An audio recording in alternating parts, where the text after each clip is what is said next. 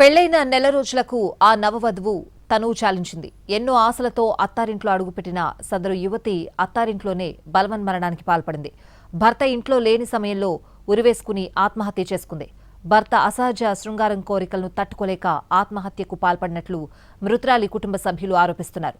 భర్త వేధింపుల వల్లే ఆత్మహత్య చేసుకున్నట్లు పోలీసులకు ఫిర్యాదు చేశారు. నిజామాబాద్ జిల్లా కల్లిడలో ఈ ఘటన సంచలనం సృష్టించింది.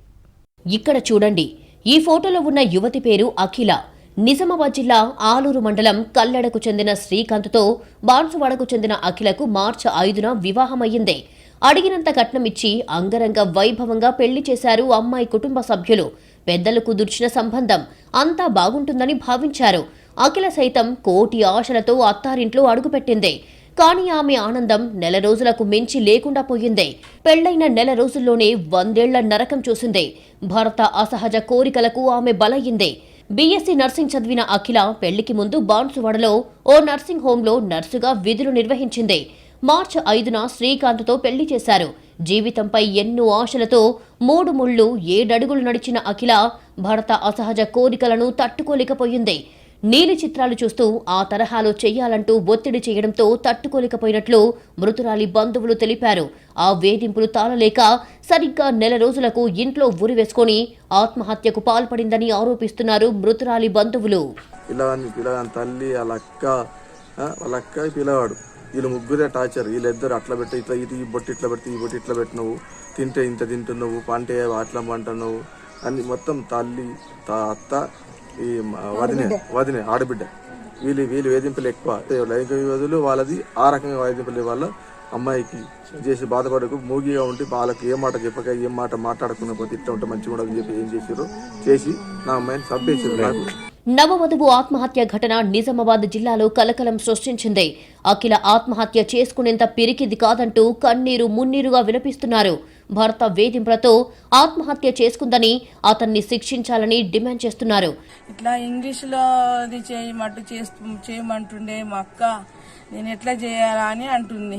గొంతంతా ఇదైంది నా పిల్లకు, వెనక ఈ పుల మొత్తం చేసి నా పిల్లకు మొత్తం ఉరి పోసి చంపేసిండ్రు.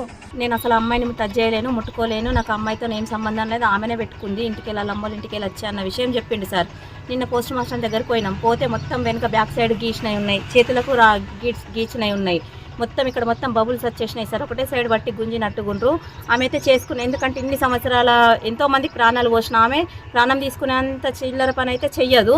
కానీ ఇలాంటి మూర్ఖుడిని మాత్రం అసలు ఉంచద్దు సార్. అట్లా చూసి ఒకరిని తయారైతే మాలాంటి ఆడవాళ్ళు ఎక్కడ కూడా బ్రతకలేకపోతారు సార్. ఒకవాడికి చేసుకుంటే ఇంకో పిల్లం వస్తుంది, మాడికి పెళ్లి జరగద్దు. మాలాంటి పేద పిల్లలను చేసుకొని ఇంత ఇబ్బంది పెట్టి ఇట్లా చేయడం మాత్రం కరెక్ట్ కానే కాదు సార్. కాబట్టి వాడి ఇష్టం లేకపోతే ఫస్టే చెప్పేది ఉండే సార్, నాకు ఇట్లా ఉండాలని చెప్పి మాట్లాడినా కానీ మేము సరే అంటుంటేమో కాదు, అన్ని లక్షలు పెట్టి చేసి ఇచ్చి ప్రాణం వాడి చేతిలో పోగొట్టినట్టు అయిపోయింది. కాబట్టి మనకి కఠిన శిక్ష విధించేటట్టు అయితేనే. వివాహమైన 10 రోజులకు అఖిల తన పుట్టింటికి వెళ్లింది. పోర్న్ వీడియోలు చూపిస్తూ ఆ తరహాలో చెయ్యాలంటూ ఒత్తిడి చేసేవాడని తమతో చెప్పుకుని బాధపడిందని మృతురాలి కుటుంబ సభ్యులు తెలిపారు. భర్త వేధింపులతోనే తమ కూతురు ఆత్మహత్య చేసుకున్నట్లుగా తెలిపారు. ఈ మేరకు పోలీసులకు ఫిర్యాదు చేశారు. పుట్టింటి నుంచి అత్తారింటికి వచ్చిన 2 రోజుల్లోనే మధ్యాహ్నం ఇంట్లో ఎవరూ లేని సమయంలో ఉరివేసుకుని ప్రాణాలు కోల్పోయింది. నవవధువు మృతికి గల కారణాలపై పోలీసులు కేసు నమోదు చేసుకుని దర్యాప్తు చేస్తున్నారు.